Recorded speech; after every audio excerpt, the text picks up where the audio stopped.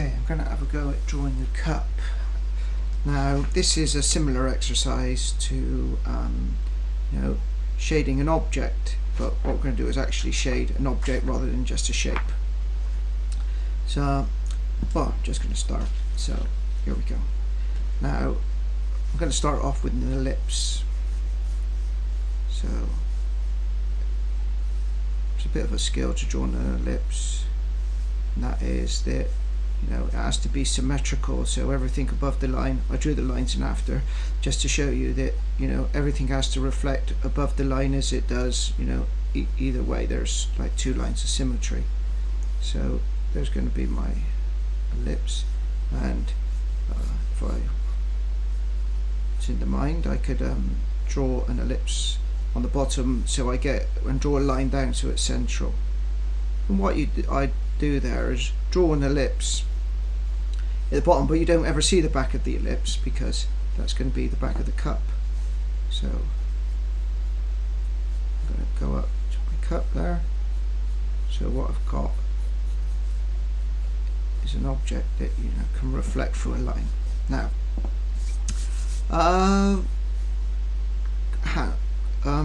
the handle. Now usually I draw a handle like this. You can look at a cup and you could see how the handle's fixed. On this, I always usually draw one with a handle on the side, but I'm going to go out of my comfort zone a little bit here and try and do a little bit of foreshortening where the handle comes towards you. So that goes down there, and that is going to pull round, and I'm going to have a line across there. I'm trying to make the handle come towards me. I'm going to have to get that in with a bit of shading. Now the cup is wafer thin there, so what I'm going to do is draw this line there and create some thickness, so it looks like the cup is got some solidity to it. Now I'm going to have a go with the pen. So I'm going to imagine the light's coming in from this side, and I'm going to get that ellipse in by doing some cross hatching like this. And of course that's going to cast a shadow on the other side of the mug. So on this side, that's going to have some shadow.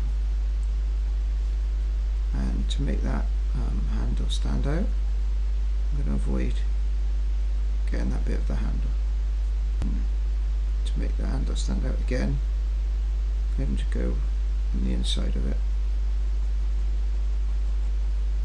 Now there will be some shadow on this side for the handle, make it more three-dimensional.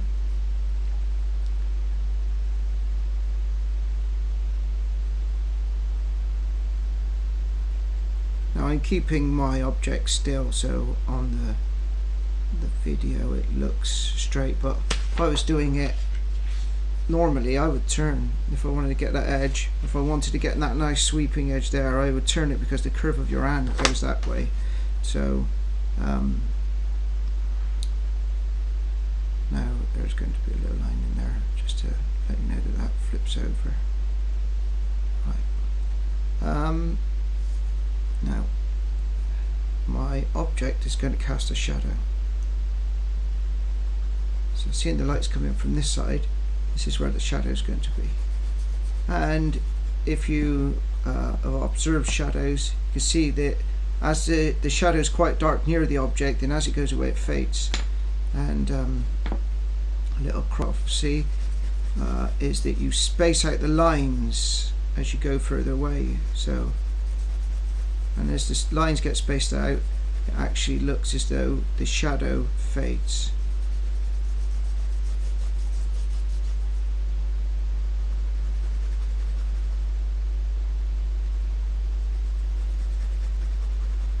Very dark near the object, fading as it goes out. Now, I'm going to put something in the cup, so there's going to be some tea or coffee in there, and that's going to be quite dark. So that helps show up this rim of the cup here. Now I want this cup to stand out, so this is a handy little trick. If I want to stop it looking like it's floating in space, what I have to do is put a line across there and it looks like it's on a table, and there I'm going to create a bit of shadow behind,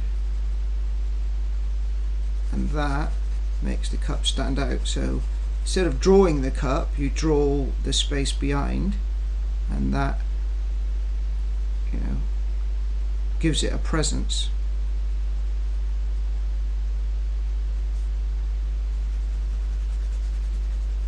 And of course, because there's some shadow there, even though there is shadow here, I need to put some shadow on this side as well.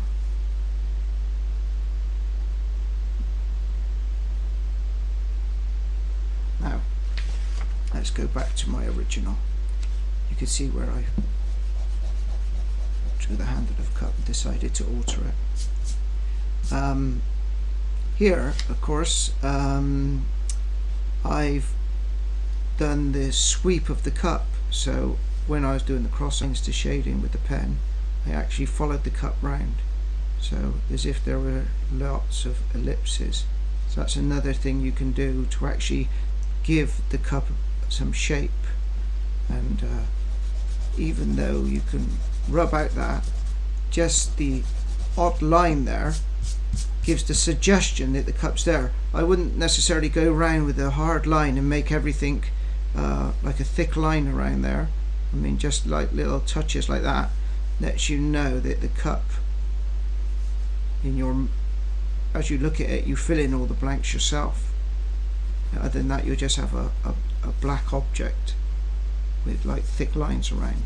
So that's a way of getting over, you know, drawing a picture which has got, you know, just like that and like that, and it's going to be like that. You can actually leave lines out, so it gets the idea that the light's actually hitting the object. So there, if I wanted to suggest that some lines, I could just put odd little bits in, and you can get that quite dark on one side. You can make the cup look 3D then with the shading. Now the good thing about the shading is you go like that and you think, oh, I don't like that line, that zigzag line. You know, because you put so many lines in, those lines get hidden. So if you know, always getting upset with your work, you think you've messed it up, like, you haven't. And every drawing's like a learning experience, and your best drawing's always going to be your next one if you are passionate about it. So I wouldn't worry so much. There we go. What I want you to do is have a go at drawing the cup. See, if you're one of my students, I made this video so you could do it within an hour. So there we go.